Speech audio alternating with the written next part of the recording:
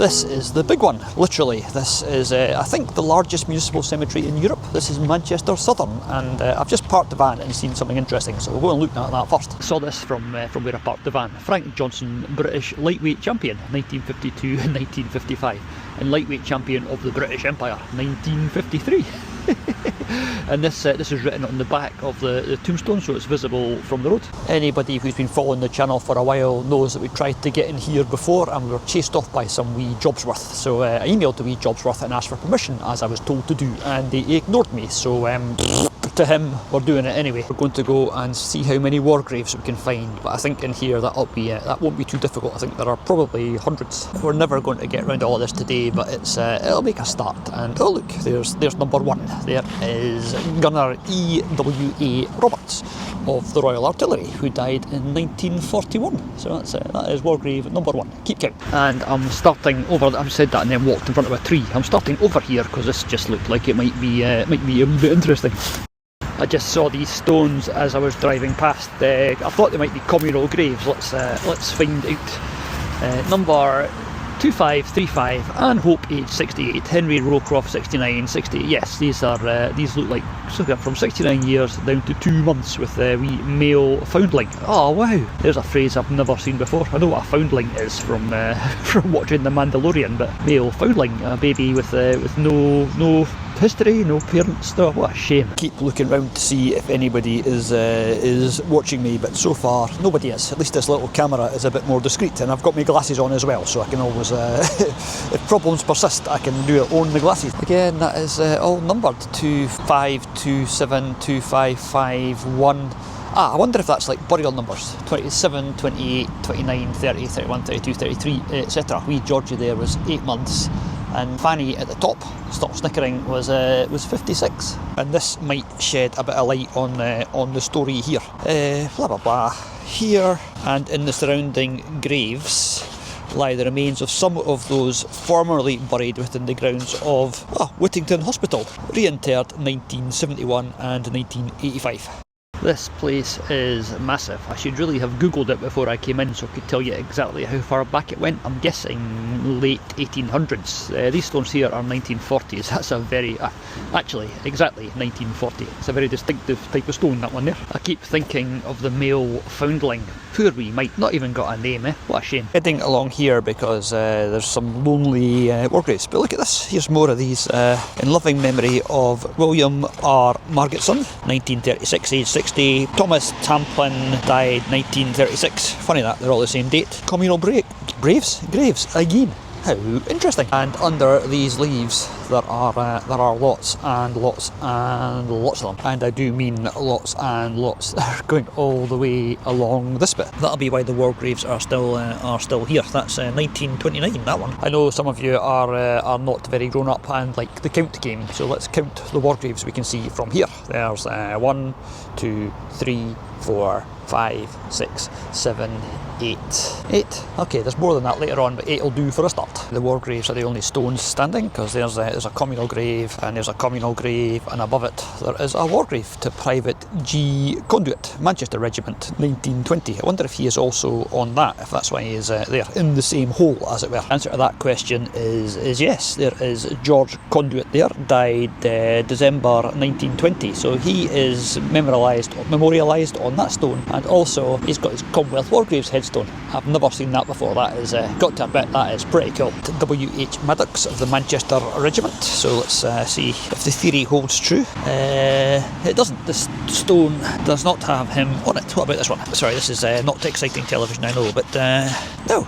Okay, that messes up with that theory. There is no W.H. Maddox on those stones that I can see. Nope. Last chance. This one over here. And the answer was, after quite a lot of scraping about in the leaves, no, I can't find his name on any of the big slabs. Lonely war grave, 12818, Private J. Ryan, the Manchester Regiment, again, 1915. Not surprising that, considering we're actually in Manchester. Right, who have we got here? Oh, it's not a Manchester Regiment person. It's Queen Mary's AAC. It tells you at the bottom there.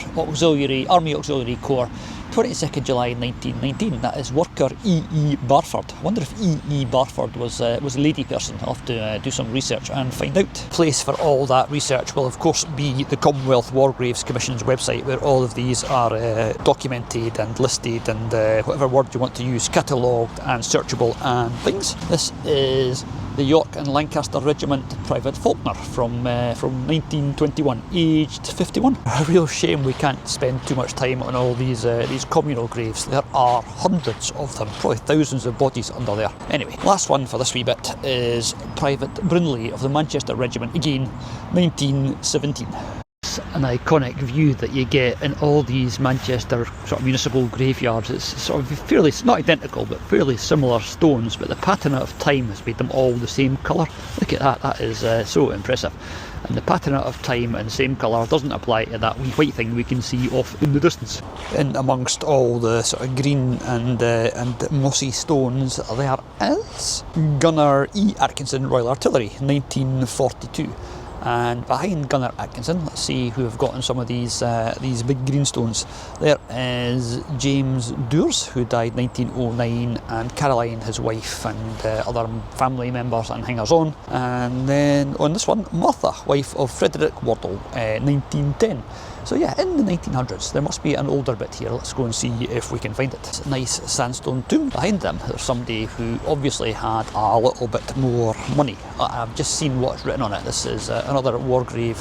That isn't a war grave. Oh, with a wee bit of history at the bottom. This is in loving memory of John Pettyjohns VC. VC, Victoria Cross, Ian, get your teeth back in.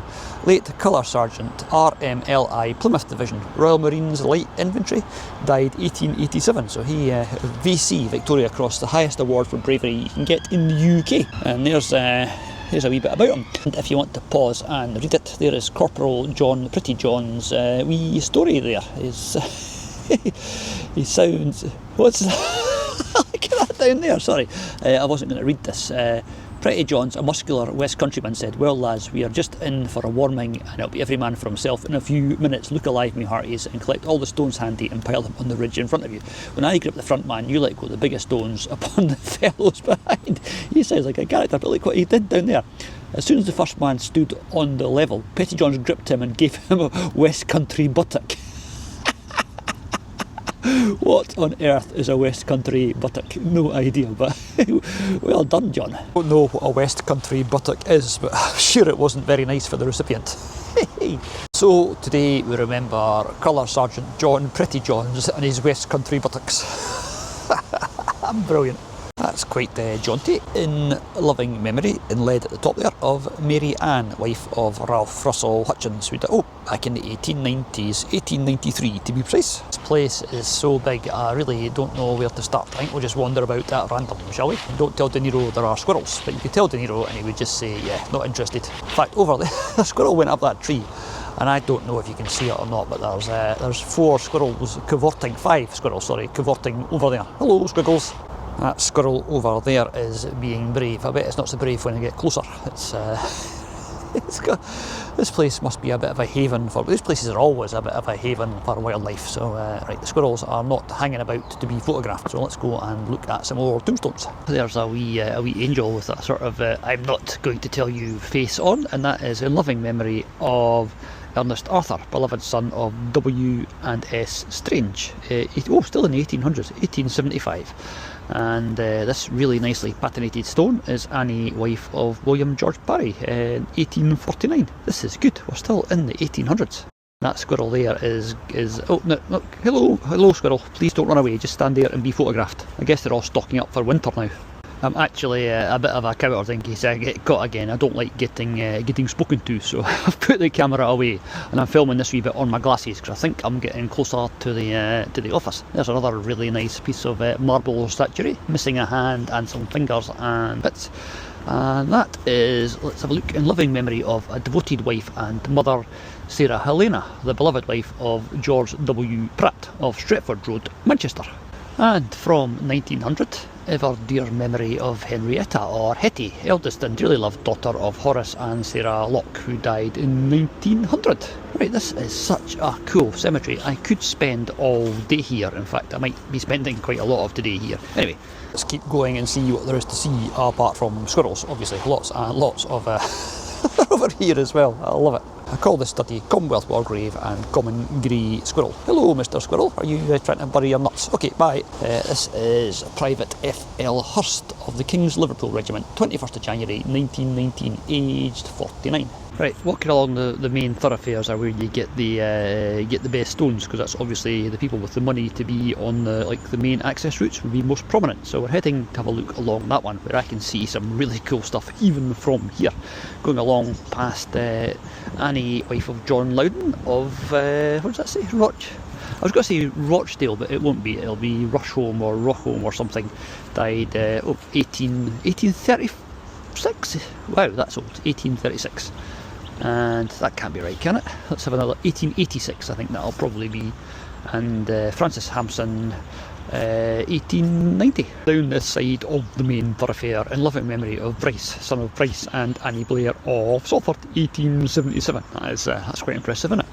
And then another stone with amazing patina in memory of Edith Mary Farnsworth, dearly beloved daughter of, well, you can see that, Henry Crouchley, 1895. But look at this one. This is somebody who has definitely not been short of a bob or two. It is the grave of Fred Turner, 1911 on that side, and William McCormack, who died 1888 in his 65th year, and Catherine, his wife, who died in 1890.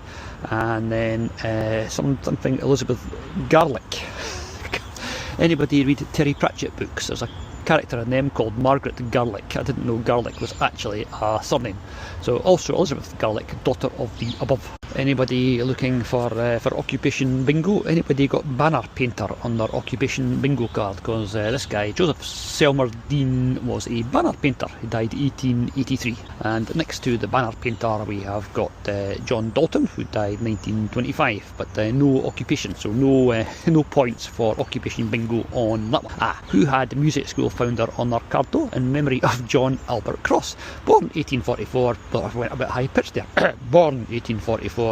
Died 1926, founder of the Manchester School of Music and pioneer of popular concerts held in the city for 25 years. And he was a disciple of John Kirwan, who propounded the tonic solfa method. I have no idea what the tonic solfa method is. It sounds sort of vaguely tantric, doesn't it? And next up we've got Albert Joseph Cross, A-R-A-M, no idea, died 1925. But again, that's quite an impressive column with the broken bit at the top, symbolising a life cut short, I believe. So one of you lot told me at some point anyway. I learn most of what I know from what you tell me, so make sure you keep it plausible. And another one for your occupation bingo, in loving memory of Joseph Firth, dearly loved husband of Claire J. Firth, and he was or maybe she was, hang on. Joseph Firth, dearly loved husband of Claire J. Firth, governor of Withington Institution. I know where that is. I've been there. That is a very popular urban exploration site, or used to be. It's probably all been demolished or turned into houses by now. But yeah, I guess that means that Joseph was the governor of Withington Institution. Every time I hear a vehicle behind me, I hide the camera just in case. I am such a chicken. So far, the only sort of worker I've seen is a wee guy out cutting the grass in his wee tractor, and he smiled and waved, so I don't think he minds. How much history on one stone, in memory of Jonathan Baker of Moorcote, Didsbury. I'm guessing Moorcote is actually a house. Councillor in the borough of Salford, born 1843, died 1897. Leave thy father's children, I will preserve them alive, apparently. And Alice Mary's beloved wife. But look at that, there's George and Benjamin, sons of the above, killed in action in France, July 7th, 1916 and September 13th, 1918. So both children killed in the First World War. One is definitely bad enough, but just imagine losing two. Here is Elizabeth, beloved wife of W.E.H. Newham, who is, she's here and he's not. He is at Hendon Park Cemetery, London, northwest. Have I mentioned how sort of mind-alteringly big this place is? I'm going to head down towards the sort of main central chapel place and see what I can see. I know there are some really interesting graves over there. Well, they're all interesting, but you know what I mean. And also lots and lots of war graves in one section. So we're going to head there now and do a little bit for Remembrance Day, which you would have seen by now, or you'll see at some point, depending on the order in which I edit all this.